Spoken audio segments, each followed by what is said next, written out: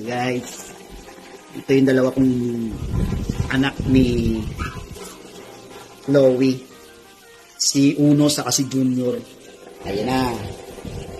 Nakadilat na sila. Oh, nakadilat na. Nakadilat na si Uno. Aba, inantok pa ang Uno.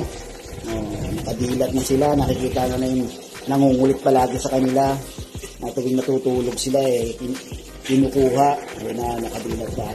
2 weeks na sila na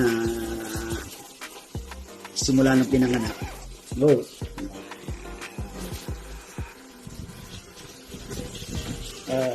Antok pa yan? Antok. Ayun o. Nakikita na ako. Ayun na. Nakikita na yung laging nabubwisit sa kanilang dalawa.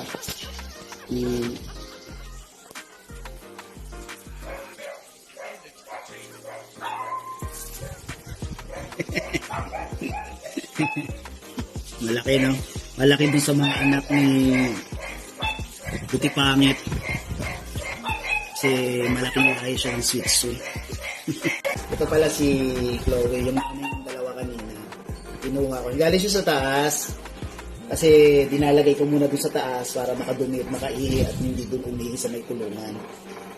Ayan. Bali 2 years na to. Abo 2 years pala. Nabili na namin to sa Bulacan. Si Rambo. Siya naman yung naging anak ni Princess sa Kanirati. Nakikilala niyo rin siya kung sino yung may kagagawan ng mga anak niya. First mami pa lang siya. First time maging mami. Yan, diba? Brown siya. Yan.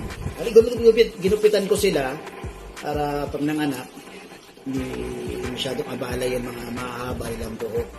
Yan, maamoy-amoy yung bakit? Ha? Bakit? Bakit yung anak mo yun ang kulay? Bakit walang nagmana sa'yo?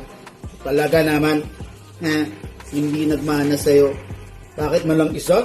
Pero yung anak ni Beauty Pangit, may mana sa'yong dalawa. Na brown. Parehas lalaki. Hindi ko man lang nagbigay ng babae. Nahanap niya na yung mga babies niya. Yung mga puppies niya. Ayan. Yan si Chloe. Babay na si Chloe. Babay na doon. Oh. Guys, bababay na si Chloe. So, ipapakilala ko rin sa inyo yung iba kong mga puppies sa susunod na mga. Okay? Sa ngayon, si Chloe muna. Okay guys?